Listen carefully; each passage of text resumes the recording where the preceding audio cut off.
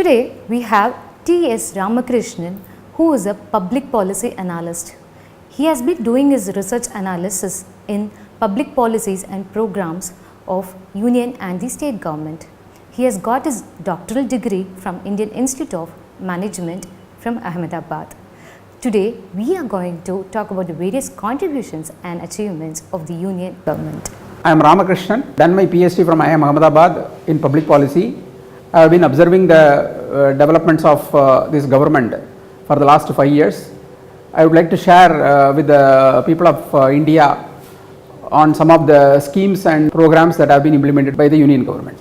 Is our Indian economic growth far behind the other countries? It's a good question that whether the India is growing much lower than other countries in the world. It is not so. India has been the fastest growing country in the world right now, and this has to be seen in the backdrop of slump in the world economy. In spite of slump in the world economy, India has been growing at around 7% for the last 4.5 years, and this is not a mean achievement. And if at all we look at our stature with reference to economic growth, we were 7th largest economy 3 years back, and now we have surpassed France, and now we have become 6th largest economy in the world, and by the end of 2019 we will be surpassing United Kingdom also, and we will be becoming the 5th largest economy in the world. So it is not in another decade or so we will reach the 3rd position next to US and China. Can you briefly explain how can one understand the economic growth of a nation? There are many factors that can define the economic growth or prosperity of a country, but there are two critical factors that essentially define the economic growth of a country. One is the GDP growth, what we call it as gross domestic product growth of a country, and that is one of the good indicator of growing prosperity of the country. The second one is the inflation, or what we call it as price rise, which is measured from consumer price index in India.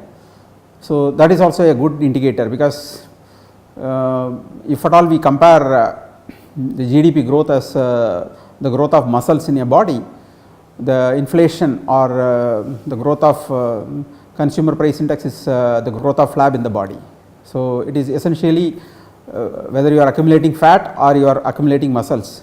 So that matters more, and when you accumulate more muscles than fat, it is a healthy body, and for a healthy economy the flab has to be less and the muscle has to be more. That means GDP growth has to be higher and inflation should be lower. So these are the two indicators that generally define the economic prosperity of a country. So do you think that we get benefits from the economic reforms instantaneously? We don't, because there is a lax effect on economic reforms. Whenever economic reforms takes place, it will take some more years for the economic reforms to fructify and then give results for us. Take for instance first NDA government led by Mr. Vajpayee between 1998 and 2004. He has introduced many reforms. He has developed a national highway network. So, but India was not growing very well during his first few years. Only in the last year of his tenure, that is 2003 and 4, India started growing at a rate of 7.8%, and the successive UPA 1 government led by Dr. Manmohan Singh has been immensely benefited by the developmental works that was carried out by the Vajpayee government. So this is what it is. So any reforms that we carry out will take some more years to give benefit in terms of economy, whether it is GST, whether it is digital transactions or ease of doing business, anything you do, it does not result in benefits immediately. It will take at least a couple of years. So when do you think India has shown a remarkable growth of GDP for about 8% for the first time? Although we have introduced economic reforms in as early as 1991, it took so many years for us to realize a higher growth.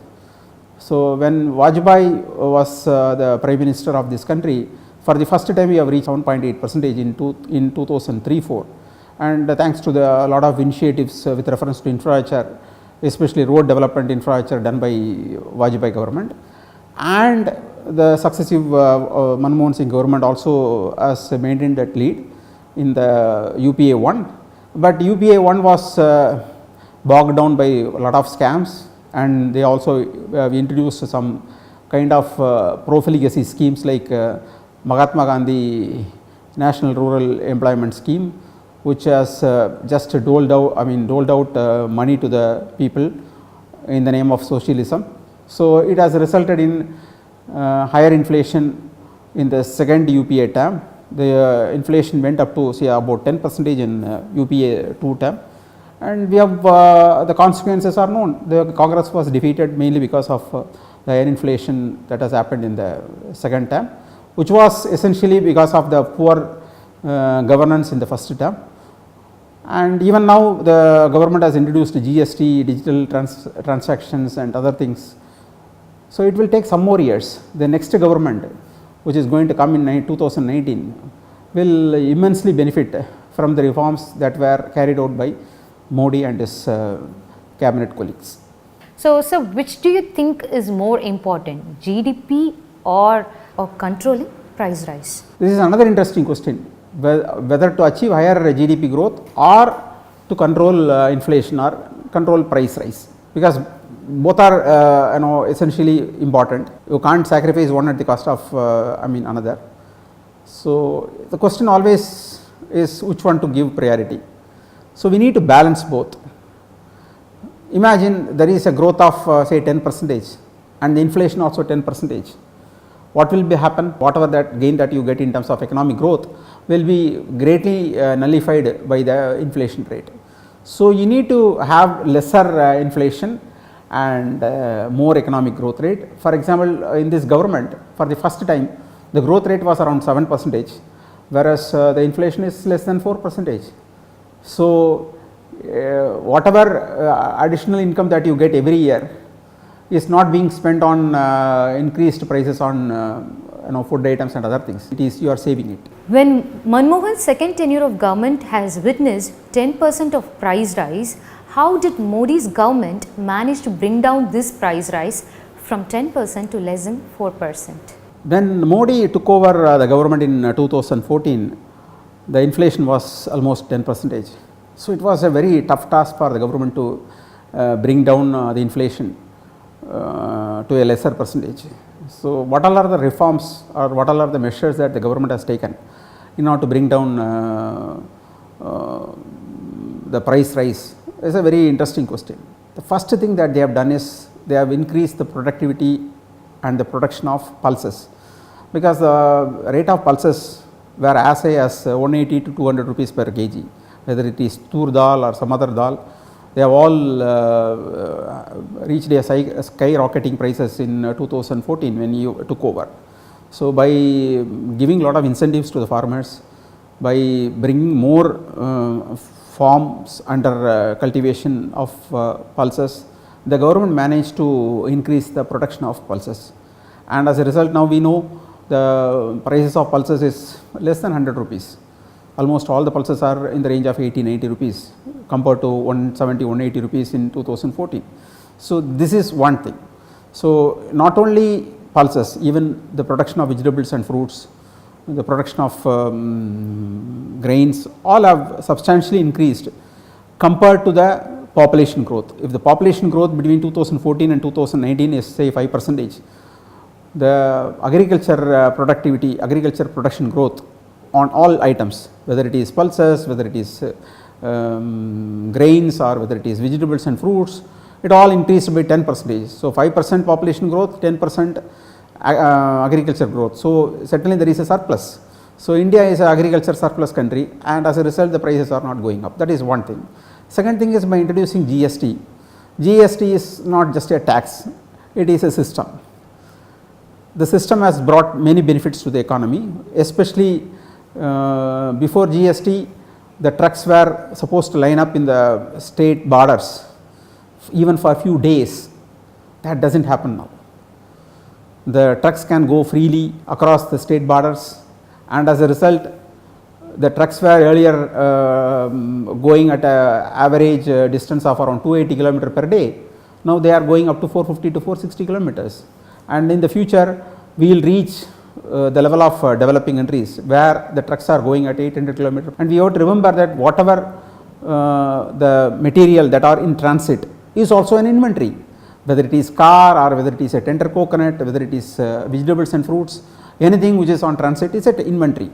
So that also actually reduce the transportation cost, because before GST we have been spending almost 14% of our GDP on logistics or transportation. Now with after GST it has come down to 11%. So it's a very big achievement, but we have not reached the level of developed countries where the cost of transportation is just 8% of the GDP. So we hope that we will be reaching that position in another say 5 years. Sir, I would like to thank you for giving your precious time with us and letting us, common people like us of India, to know about the contributions and achievements done by the existing government. So, as a policy decision maker, I think you have done an incredible job in research and analysis of how a government has spent their budget and allocated for the development of a country. So, I would like to thank you, sir, once again.